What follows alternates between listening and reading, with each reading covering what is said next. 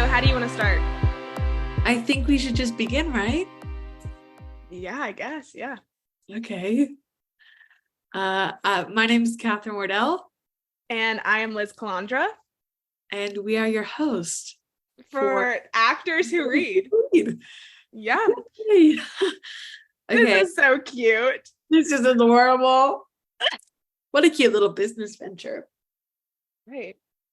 So basically, Liz and I wanted to start a podcast because we would go to class, we would read plays, and we would love talking about them for hours, even after the class was over, just in her living room. And so she came up with this idea about a whole podcast around it, where basically each episode we will discuss a play, and we hope to highlight underrepresented voices and stories. They also just might be our favorite play or what we're currently reading. In this discussion, we're going to dive into plot structure, character breakdowns, themes, you name it, anything that intrigues us. And hopefully it'll become your new favorite theater podcast.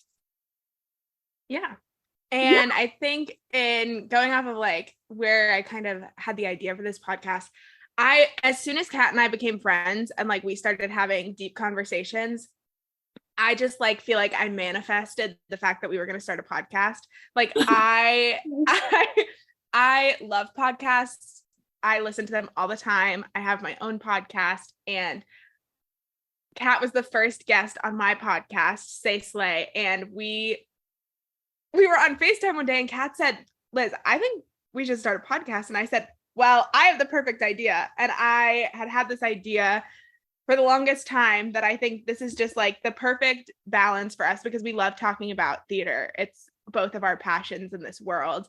And I think it's just such a gift that we get to like record ourselves talking about it with your best friend and just kind of put it out there in the universe. Yeah. I also think this will be a great resource because if you are a performer of any sort, it can be so hard finding new material to audition with and just to like practice with, right? And so I know this can be a great resource for me, just to be constantly reading new stuff. Right. And from a design perspective, like if you're a tech person, I know reading the plays isn't always the best part of it, especially if you're specifically like a crew tech person, like you really like board opping, or you're a spot op, or you're just a light tech or whatever. It's like reading the play isn't always a part of your process. But if you are a tech person who maybe wants to become a design person or wants to become like a university professor or things like that, reading plays becomes so important. And sometimes like in your theater degree, you don't learn how to appropriately like analyze a play or really read a play. But I do feel like in both of our degree programs, that is something that we've really learned how to do. Like that is a big focus of our degree program.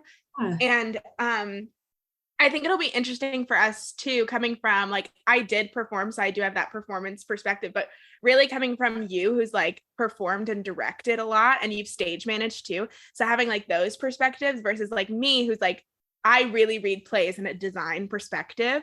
Mm-hmm. And I think that like those are two very different ways of analyzing plays. So I think we'll have a lot to talk about for sure. Well, should we let the listeners know who we are, what we do? Yeah, you can go first. Hi, listeners. My name is Catherine Wardell. I'm Elizabeth Calandra's best friend. That's all you need to know. Just kidding. Oh, it's a joke. I'll be going into my senior year at OSU, Oklahoma State University, which is kind of crazy. I'm double majoring in theater performance and social studies secondary ed. So it's a lot that I balance, but I really want to trade it for the world. I'm really into educational theater and education in general, theater. In terms of theater, I've performed, I've stage managed, I've directed, I have costume crewed, backstage crew. Yeah, I've done a little bit of everything, but my heart stays in performing. So yeah. Love that.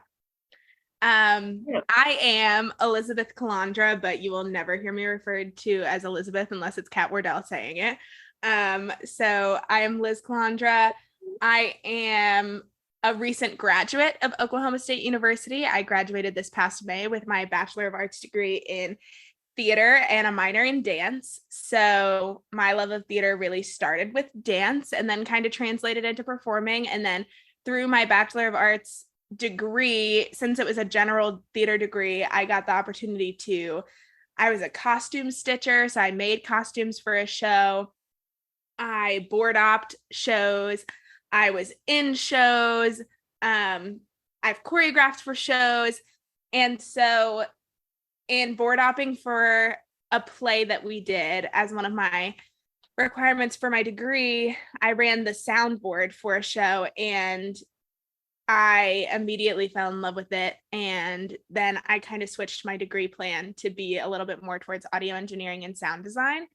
And that's what I'm pursuing post grad. I am about to start my post college career. Gross.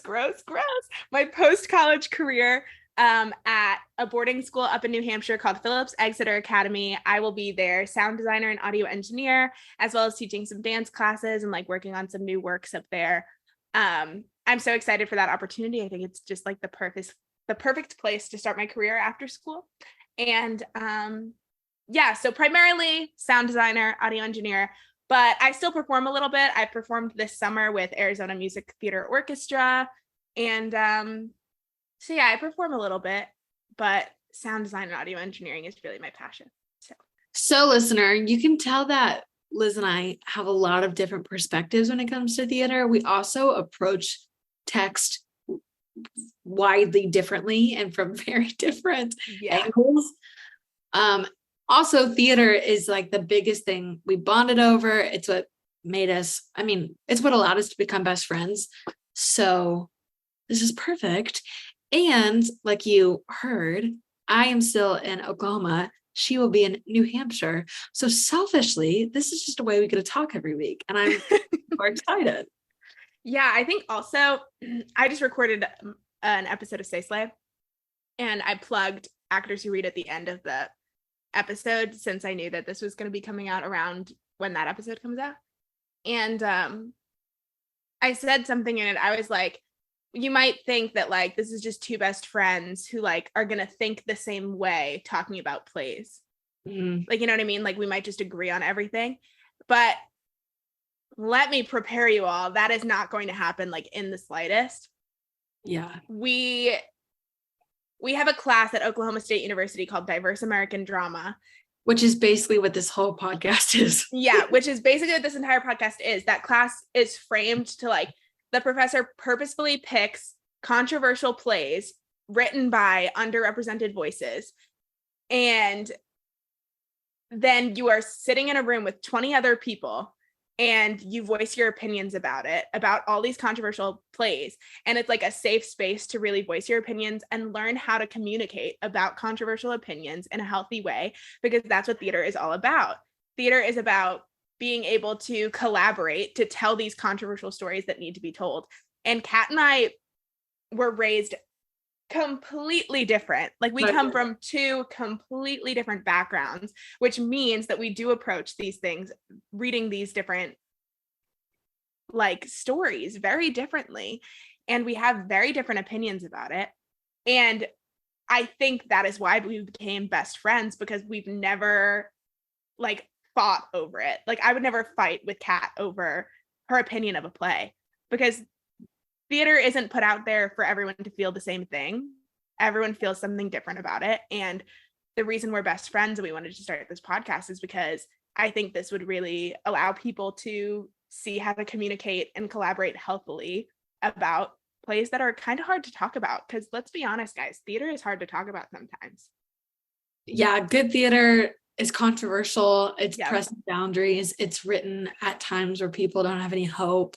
You know, and so the best theater you will find is going to be hard to talk about. You might be in a catharsis and it should leave you changed than before you read it. So get ready to come along the journey with us. So listener, I know you're probably like, okay, what's your first play? We're going to tell you. So the way the structure of this is going to work is each episode is going to be about a different play. So at the end of every episode, we'll let you know what the next play is. If you want to read it yourself, There's going to be links on the Instagram for you to go purchase the play from the website and read it for yourself, like I said.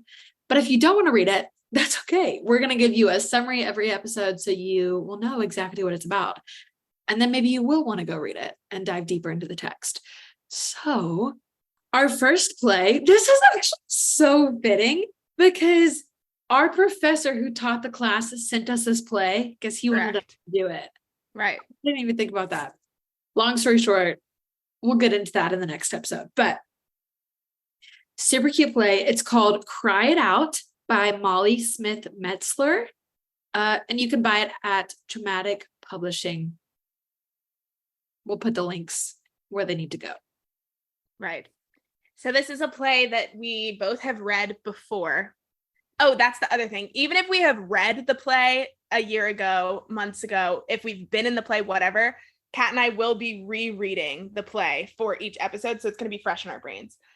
And just so everyone knows, we are going to be reading it completely separately, taking completely separate notes. And even though we talk every day, we are not going to talk about it until we get on that episode. Like everything will be fresh to talk about just for you guys. And so, but we have both read this play. And I think we can talk a little bit about why we chose to do this play first. Okay, because we haven't talked about that. Right. Yeah. So like Kat said, we started this podcast because we loved the class Diverse American Drama, which is taught by a professor who really helped us throughout our college careers, Dr. Andrew Kimbrough. And he is the definition of a dramaturge, I would say. Like he is so into like the history of plays, and he which really obviously right up my alley because second we had social studies. Right. Not right up my alley, but I found a love for it through college. And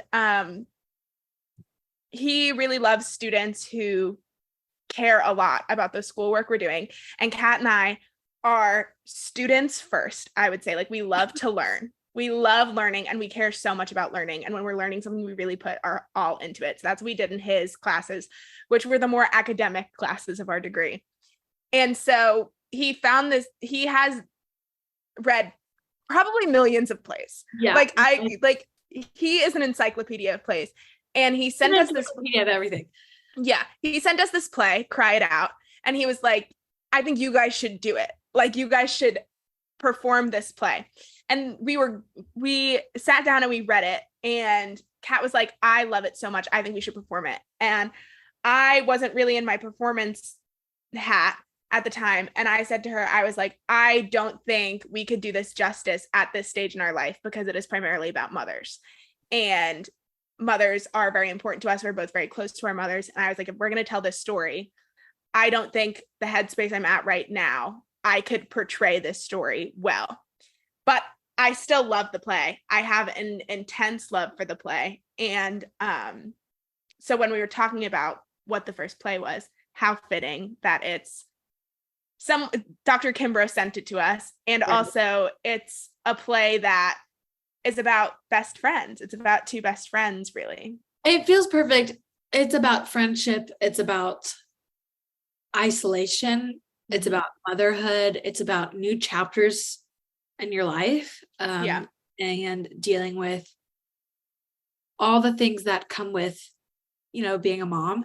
Like Liz said, we both have very close relationships with our mom. They're very different. Yes. But, my mom is one of the most important people in my life. So I really resonated reading this play about young mothers and hearing, what their journey could be like. Also, if you read it, and as you get to know us, the two main characters are exactly like me and Liz. It would have been so perfect if we would have done it, but I respect the decision, obviously. And I think we definitely will do it someday. Oh, 100%. I think if this podcast is still happening 5 years from now. When it is still happening 5 years from now, I think it'll be so funny because we'll probably be talking about how we're renting out a theater space to put on this show. Right. Because I genuinely just think, getting a little personal, but I genuinely just think because in this stage of my life, I have no intention of being a mother. Right. And it's not to say I can't play a mom in a show. But I think listeners, if you read this specific play, depth you have to go. The depth you have to go into being a mother, where I'm at right now as a 22-year-old, I could not do it justice. And I'm not the type of person who just does a role to do a role, especially when this show means so much to us, and I wouldn't want to do it poorly. So that's just a little taste of Cry It Out. Even if this play doesn't sound super intriguing, if you're like, I don't ever want to be a parent or whatever, I'm sure you know a mom in your life, and I think this could give you some empathy into their life. So I really encourage you to check it out. I think too, it spreads so much more than motherhood. Right. I think you really hit the nail on the head when it talks about isolation. Like if you've ever started a new chapter of your life and you really feel alone and you found that like one person that makes you not feel alone, like this is a play for you. Like it's a really beautiful play. It's a really well-written, beautiful play. And we're so excited to talk about it. And I really encourage everyone to read it. It's a really, really great play. All right, everyone, that concludes this trailer episode of Actors Who Read. Our first full-length episode on the play Cry It Out will be coming out July 17th. So make sure you keep an eye out for that. If you want updates on our podcast and little behind-the-scenes footage of like editing and different stuff, Kat's really good at social media, hence why she's in charge of the social media. Follow us at Actors Who Read. Both of our personal Instagrams will be tagged on there too. So if you want to see what's going on in our lives, feel free to follow us individually as well. Yeah. Comment below if you have any play suggestions. I kind of like it ending with like our funny banter. Right. You know, like how we started the episode. I think it's natural. I think it's funny. I think that's what we're doing. Okay, cool. All right.